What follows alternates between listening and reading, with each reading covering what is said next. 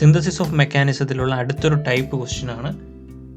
Question: given the length of fixed link D, the input crank angle θ12, θ13 and θ14 and corresponding output crank angles 512, 513 and 514. Design a double lever mechanism to meet the given requirements. നേരത്തെ ചെയ്തിട്ടുള്ള ക്വസ്റ്റ്യനുമായിട്ടുള്ള main difference θ12, θ13, θ14 3 positions തന്നിട്ടുണ്ട്. അതുപോലെ തന്നെ corresponding ആയിട്ട് 3 output പൊസിഷനും ഉണ്ട്.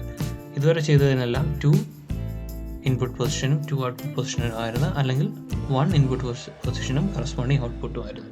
ഈ type questions ചെയ്യുന്ന procedure നോക്കാം. ഫസ്റ്റ് നമ്മുടെ ഫിക്സഡ് ലിങ്കിൻ്റെ ലെങ്ത് തന്നിട്ടുണ്ട്. ആ ലെങ്ത് മാർക്ക് ചെയ്യുക. Fixed length D. അത് കഴിഞ്ഞാൽ ചെയ്യേണ്ടത് ഈ പോയിന്റിൽ, ഇതിനെ A എന്ന് ഡിനോട്ട് ചെയ്യാം, ഈ പോയിന്റ് B. അപ്പോൾ എയിൽ നിന്നും ഹൊറിസോണ്ടലുമായിട്ട് വരുന്ന രീതിയിൽ, അതായത് ഈ ഹൊറിസോണ്ടലുമായിട്ട് ഇവിടെ ഒരു ആംഗിൾ കൺസ്ട്രക്ട് ചെയ്യണം. ഈ ആംഗിളിൻ്റെ വാല്യൂ എന്ന് പറയുന്നത് θ34/2. അപ്പോൾ 3 to 4 ആണ് θ34 തന്നിട്ടുള്ളത്. θ14, 13, 12. അപ്പോൾ θ34 കിട്ടാനായിട്ട് θ14 മൈനസ് θ13 ചെയ്യുമ്പോഴേക്കും θ34 ആവും. അതിൻ്റെ ഹാഫ് എടുക്കുക, എന്നിട്ട് ഇവിടെ നിന്ന് എക്സ്റ്റെൻഡ് ചെയ്യും. അടുത്ത സ്റ്റെപ്പ് ഈ സെയിം പ്രൊസീജിയർ B എന്ന് പറയുന്ന പോയിന്റ് ചെയ്യണം. പക്ഷെ അവിടെ എടുക്കേണ്ട ആംഗിൾ എന്ന് പറയുന്നത് എന്താണ്? 534/2. അപ്പോൾ 534 കിട്ടാനായിട്ട് 534 ഈക്വൽ ടു 514 മൈനസ് 513. അതിൻ്റെ ഹാഫ് എടുത്തിട്ട് ഇവിടെ നിന്നൊരു ലൈൻ വരയ്ക്കുക.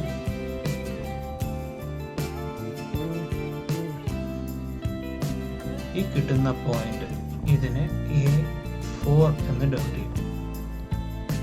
അപ്പോൾ ഇവിടെ നമുക്ക് ഡയറക്റ്റ് ആയിട്ട് ക്രാങ്കിൻ്റെ ലെങ്ത് കിട്ടുന്നതാണ്.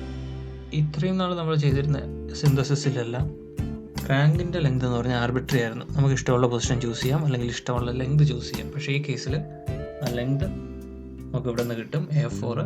അടുത്ത സ്റ്റെപ്പ് ചെയ്യേണ്ടത് θ14 ടോട്ടൽ ആംഗിൾ എടുക്കുക, ഇവിടെ നിന്ന് മെഷർ ചെയ്യുക. അതായത് ഇവിടെ നിന്ന് ടോട്ടൽ θ14 എടുക്കുക, ലൈന് ഈ A4 എന്ന് പറയുന്ന ലെങ്തിൽ എക്സ്റ്റെൻഡ് ചെയ്യും.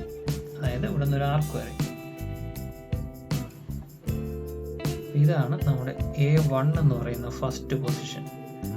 ഈ പോയിന്റിൽ നിന്ന് θ12 മാർക്ക് ചെയ്യുക. ഇതാണ്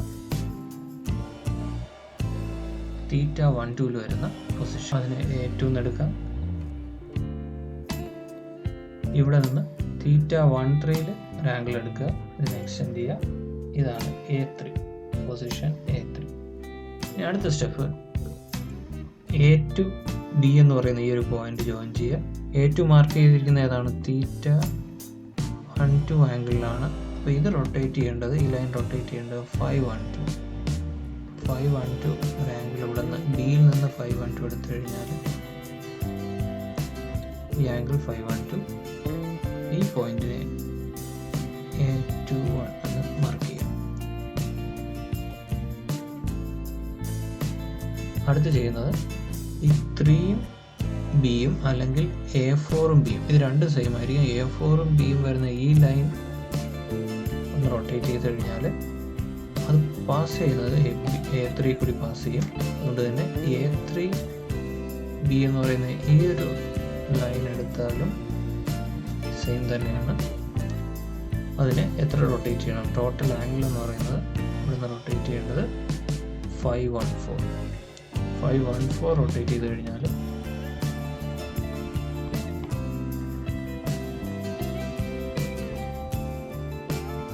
ഒരു പൊസിഷനിൽ വരും. ഈ പോയിന്റ് A14. അടുത്ത സ്റ്റെപ്പ് ഈ A2 A1 എന്ന് പറയുന്ന ലൈൻ ജോയിൻ ചെയ്യും. അതിനൊരു പെർപെൻഡിക്കുലർ ബൈസെക്ടർ. അടുത്ത സ്റ്റെപ്പ് A14 A1 എന്ന് പറയുന്ന ഈ ലൈനിൽ ഈ 2 പോയിന്റ് ജോയിൻ ചെയ്യുക. അതിനൊരു പെർപെൻഡിക്കുലർ ബൈസെക്ടർ വരയ്ക്കുക. ഈ കട്ട് ചെയ്യുന്ന പോയിന്റ് അതിനെ B1 എന്ന് എടുക്കാം. ഫൈനൽ മെക്കാനിസം കിട്ടുന്നത് A B, A1 B1 B, A1 B1 B ആണ് ഫൈനൽ മെക്കാനിസം. 3 ആംഗിൾസ് തന്നിട്ടുണ്ടെങ്കിൽ ഈ രീതിയിൽ വേണം ചെയ്യാൻ. Thanks for watching.